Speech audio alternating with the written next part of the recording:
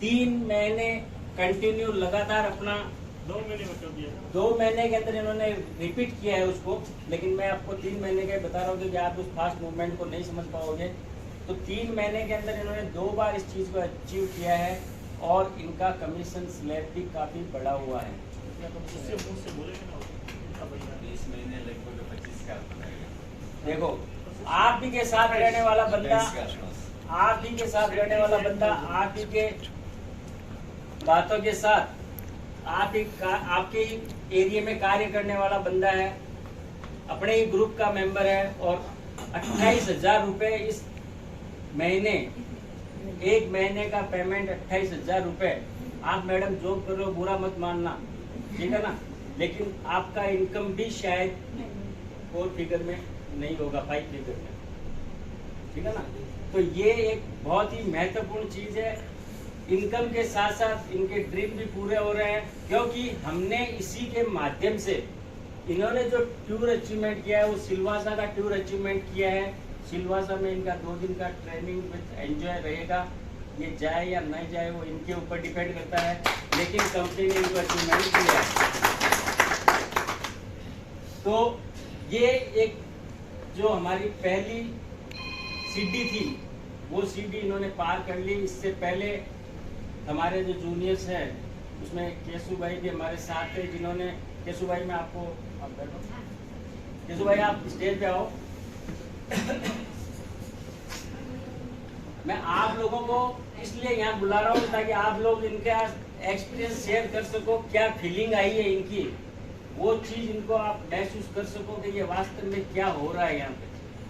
Cashew भाई आप अपने मुंह से बताइए कि हम अपना कौन सा अचीवमेंट किया था पढ़ने और किस अचीवमेंट के आधार पे आप कहाँ पहुँचे थे और वहाँ से आप कौन से स्थान पे गए थे जिसकी कल्पना भी जीवन में कभी आपने नहीं की। शासनगीर का इन्होंने अचीवमेंट लिया था, राजकोट के अंदर शासनगीर, जहाँ बहुत ही अच्छा एक हिल स्टेशन माना जाता है। वहाँ से अपने आगे की प्लानिंग क्या थी?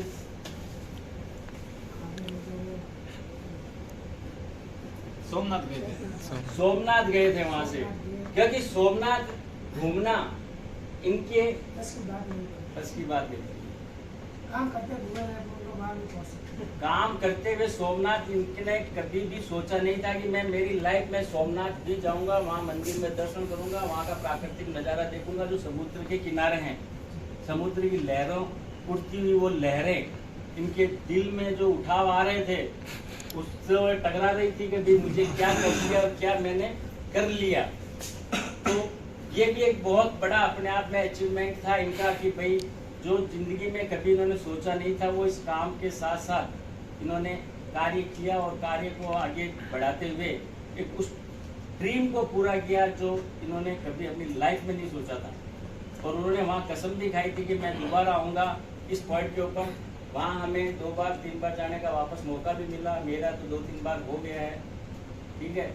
लेकिन जहाँ पर इनको कपल के साथ जाने की जो स्थिति थी वो अभी तक इन्होंने अचीव नहीं की है और बराबर इनकी कोशिश बढ़ी हुई है कि भाई ये वापस उस अचीवमेंट को करेंगे। इस बार कर लेंगे। तो इस बार ये इस चीज़ को मान रहे हैं और इसी के साथ मैं रमेश जी को भी बुलाना चाहूँगा जो अपने टीम के हेड के रूप में आते हैं यहाँ पर।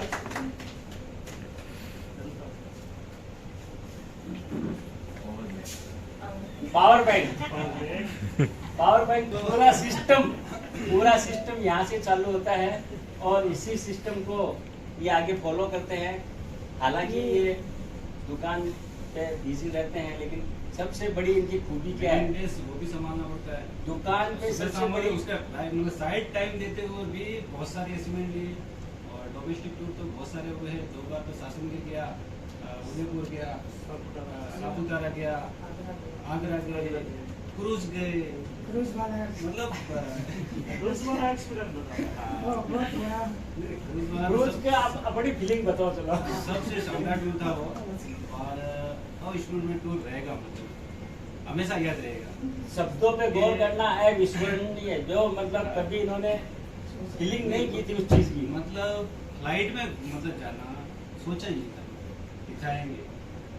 ठीक है बाय द टाइम आएगा तो देखा जाएगा, बाकी सोचा नहीं था। और टूर अचीवमेंट हुआ, फ्लाइट से गए उदयपुर से बॉम्बे, बॉम्बे से चेन्नई गए, और आते वक्त भी वही फ्लाइट वाला टूर का 3 दिन शिप में रहे। और शिप इतना बड़ा था 10 मंजिला कम से कम, 3 दिन रहे लेकिन फिर भी पूरा देख नहीं पाए। पूरा घूम नहीं सके शिप में, 3 3 दिन दिन रहने के बाद भी पूरा शिप नहीं देखा। और 7 स्टार से कम नहीं वो। सारी सुविधा मतलब कंप्लीटली, कुछ भी गिनो, जिम गिनो, कैसीनो गिनो, खेल कूद का गिनो, और स्विमिंग पूल वगैरह डांस डीजे सब कुछ मतलब था। जो लाइफ में आपको एंजॉय चाहिए था वो और सारा का सारा एंजॉय उस वहाँ पुल पे उसमें था। रूम मिला था, सिंगल पर्सन सिंगल रूम।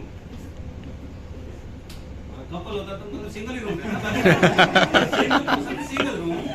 जब उसमें अपन सो रहे थे तो मतलब जो शिप चलता है ना, तो लहरें जो आती है तो मतलब अपने आप में अलग अनुभव था वो। मैंने कहा ना कि इस फीलिंग को हम शेयर नहीं कर सकते, लेकिन वास्तव में वो फीलिंग थी, वो बहुत अपने आप में एक महत्वपूर्ण फीलिंग थी। वहाँ बहुत मजा आया, और आगे भी सोच रहे हैं मतलब मंदिर मंदिर तो कपल में थे, वहाँ तक थोड़ा बोलो। आगरा में कपल में थे। एक ये जोड़ी साथ में थी, दूसरी मेरी साथ में थी, और वहाँ पे तो सब चीज तो अच्छा ही था, लेकिन लास्ट में जो हमको रूम इनवाइट हो रहा था, ये बांटा जा रहा था कि सब जेंट्स अलग रहेंगे, लेडीज अलग रहेंगे। लेकिन हमारा संजोग इतना अच्छा था कि हम सब लास्ट में रह गए, और फिर भी रूम बचे हुए थे तो हमको कपल रूम दिया गया। वाइफ ने भी ऐसी फैसिलिटी कभी देखी नहीं थी, ऐसी होटलों में जाना, ठीक है वो तो आसपास के तो चलो देख लेते हैं, 5 स्टार, बाकी 5 स्टार प्रॉपर्टी, और वहाँ पे लिफ्ट में जाना, और अगर गार्ड गलती से भी भूल जाए तो वही बहुत खट्टे मीठे अनुभव रहे, यादगार रहेगी जीवन में, खट्टे मीठे अनुभव रहेंगे और आगे मिलते रहेंगे। तो इसी आशा के साथ मैं उम्मीद करता हूँ कि आपको आप रह गए, ये भी हमारे पिछले क्वार्टर में मोतीलाल ने तो किया था, और सर ने भी राइजिंग स्टार कंप्लीट किया। बाकी तो बहुत सारे टूर हमारे साथ जर्नी रही उसकी भी, तो थोड़ा आप ही शेयर करो। जर्नी के बारे में तो मैं बराबर बता ही रहा हूँ ना, क्योंकि मेरी आवाज़ से इनको कॉन्फिडेंस लग रहा है कि क्या जर्नी मेरी रही होगी। बार बार वो सिंगल थे, और इस बार फाइनली वो हैदराबाद लियो जाए सिंगल कपल हो गए। मेरा भी कपल का ही था, लेकिन वो नहीं आ पाए। इस बार वो कपल आएंगे। कोशिश करेंगे कपल के साथ आएंगे। बराबर ना? कपल का तो देखो ऐसा है, कपल में जाना एक अपने आप में अलग अनुभव होता है, लेकिन कुछ परिस्थितियाँ और कुछ जिम्मेदारियाँ ऐसी हो जाती हैं कि जहाँ पर कपल में नहीं पहुँच पाते, क्योंकि स्कूल का जो सेशन है, कॉलेज का जो सेशन है, वो जिम्मेदारी है, उससे अपन अलग नहीं हट सकते, ठीक है ना। क्योंकि मैं उस समय गया था, उस समय भी कुछ एग्जामिनेशन का कुछ माहौल चल रहा था, यूनिट टेस्ट उनके चल रहे थे, तो इसलिए मैं उस चीज़ को नहीं कर पाया। और लेकिन ये तय है कि अब की बार जो क्रूज आ गया, ठीक है, तो वहाँ हमारा कोई भी मतलब फॉरेन ट्रिप रहेगा या क्रूज रहेगा, वहाँ हमारा कपल में रहेगा, और कपल के साथ में कोशिश रहेगी कि मेरी पूरी फैमिली वहाँ पर रहे। तो कहने का मतलब, अगर जेब में पैसा है तो वो पोजीशन क्रिएट नहीं होती। उसी समय से मैंने एक टारगेट बनाया था कि भाई यहाँ से स्टडी के साथ साथ कुछ इनकम के सोर्स भी होने चाहिए, तो मैंने वहाँ इनकम के सोर्स जनरेट किए, और मैंने स्टडी भी वहाँ मेरी निरंतर चालू रखी। मैंने वहाँ से साइंस के अंदर BSc MSc की, और फिर मैं वहाँ से आगे बढ़ गया। तो उसी दौरान मैं नेटवर्क मार्केटिंग के अंदर घुस चुका था, लेकिन उस समय मेरा खाली लक्ष्य यही था कि भाई अपना खर्चा अपन को मिल जाए, बहुत है। इसलिए मैं एमवे जैसी कंपनियों से मैं एजुकेशन ली थी, मेरा एजुकेशन लेवल वहाँ से निकला हुआ है, और वहाँ मैंने बहुत कुछ सीखा है उस चीज़ से। उसके बाद मेरा नेक्स्ट टर्निंग जो पॉइंट आया था वो वेस्टीज के अंदर आया था। वेस्टीज भी मैंने काफ़ी लंबे समय तक चलाया, और आज भी मैं चला रहा हूँ। और उसके साथ थर्ड स्टेप पे जो मेरा टर्निंग पॉइंट आया था वो अश्विन सर के साथ आया था। अश्विन सर के साथ जब मेरी फर्स्ट मीटिंग हुई थी, मैंने इग्नोर कर दिया था कि मुझे इसमें काम नहीं करना, लेकिन इनकी पोजीशन, इनका वर्क स्टाइल इनकी एक्टिविटी, इनका कमांडिंग सेक्शन मेरे को जो देखने को मिला था, उस सेक्शन के दौरान मैं खाली इनको स्टडी कर रहा था। रमेश जी ने ज्वाइनिंग ले ली थी, मैंने ज्वाइनिंग नहीं ली थी, हमारे साथ कानाराम जी थे, उन्होंने भी ज्वाइनिंग ले ली थी। ठीक है, दोनों बंदे ये ज्वाइनिंग ले चुके थे और मैं फ्री बैठा था, विचार कर रहे थे। इसी दौरान मैं इनकी स्टडी कर रहा था कि मुझे आगे क्या स्टेप रखना चाहिए या नहीं रखना चाहिए, क्योंकि मैं ऑलरेडी, मेरा वेस्टिज में वर्क था, मेरी अच्छी खासी टीम थी, मैं वहाँ पर सीनियर के रूप में चल रहा था, आज भी मैं वहाँ सीनियर के रूप में काम कर रहा हूँ। और उसी टीम को जब नेटस्लप में आए तो वो टीम मैंने यहाँ पर डाइवर्ट की थी, वही टीम यहाँ पर ग्रोथ लेके आई थी। और उसी दौरान जब मैं इनसे मेरी नेक्स्ट मीटिंग हुई थी तो उस समय भी मैंने इनको इग्नोर कर दिया था, यस नो में मैंने इनको छोड़ दिया था, कोई मैंने इनको डिसीजन नहीं दिया था। लेकिन वो कहते हैं ना कि बार बार पत्थर पे बूंद गिरती है तो कहीं ना कहीं अपना निशान छोड़ देती है। वही निशान इन्होंने छोड़े थे और उसी निशान की बदौलत जनवरी में मैंने ज्वाइनिंग, दिसंबर में मैंने ज्वाइनिंग लगाई थी, जनवरी को मैं सोच रहा था, फरवरी सोचते सोचते निकल गया। 15 फरवरी को अचानक कानों के अंदर खबर आई थी कि दुबई इंटरनेशनल ट्रिप आया है।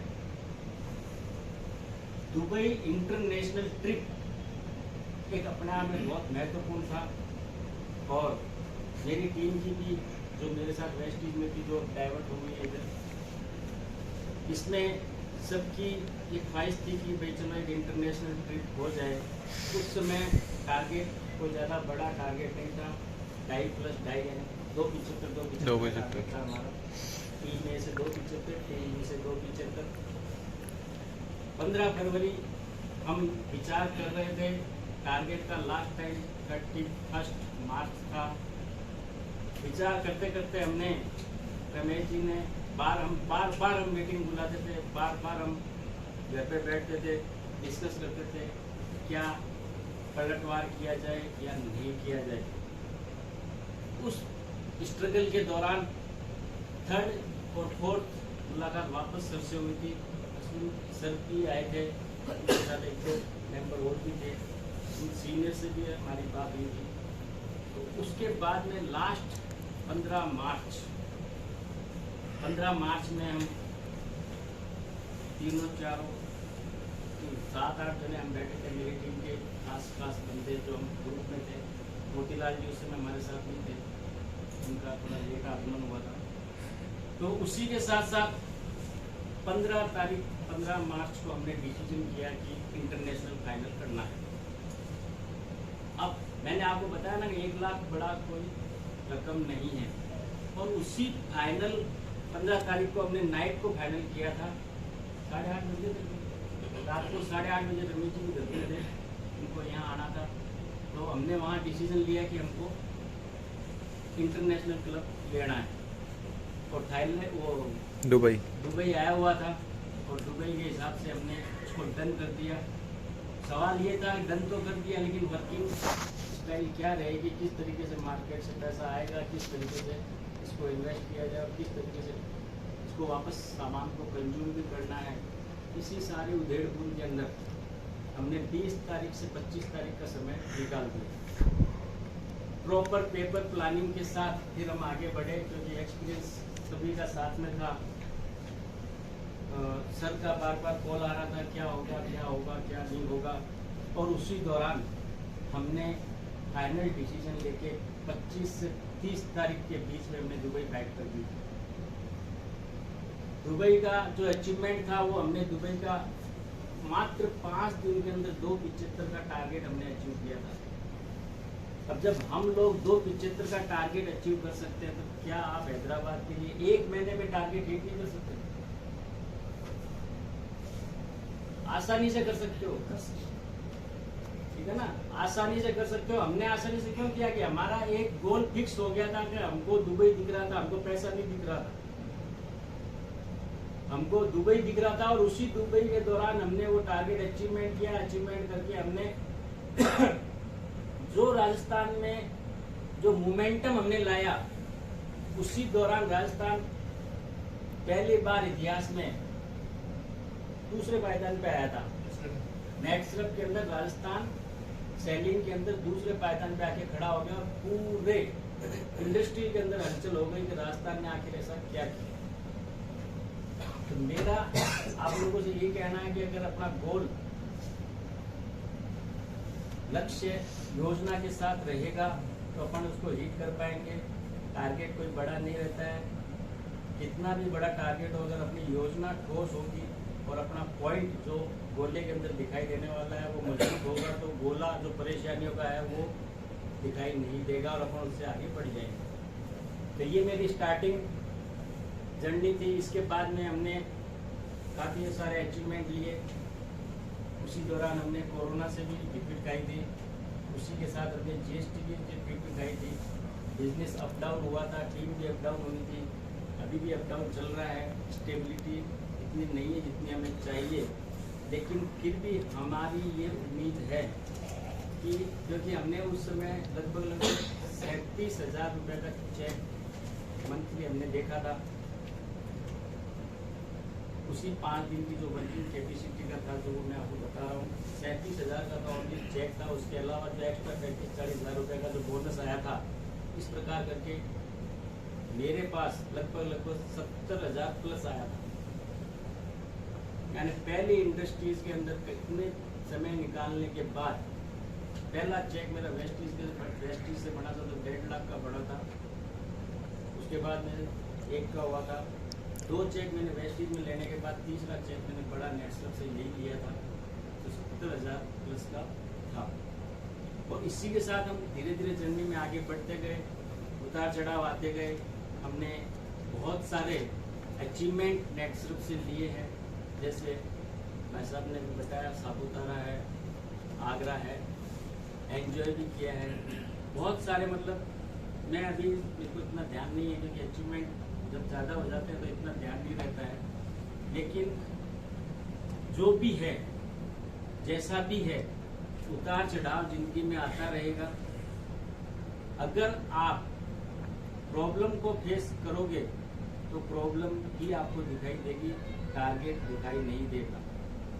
ये मेरा अपना खुद का अनुभव है। और अगर अपन ने बना लिया कि नहीं अपन को हैदराबाद लिवोनिया जाना है तो टारगेट कोई बड़ा नहीं है, बहुत छोटा टारगेट है। 1 महीने के अंदर आसानी से हो सकता है। दूसरे महीने अगर आप हिम्मत रखते हो तो 2 महीने के अंदर आप 2 लाख रुपए कर लोगे। 2 लाख रुपए में कपल का टारगेट आपका इजीली हो सकता है। अगर मान लो 2 महीने के अंदर टारगेट अचीवमेंट नहीं होता है तो छोटे जो भी स्तर पे आपका रह जाता है तो आपके पास 3rd मंथ रहता है अपने टारगेट को कंप्लीट करने के लिए।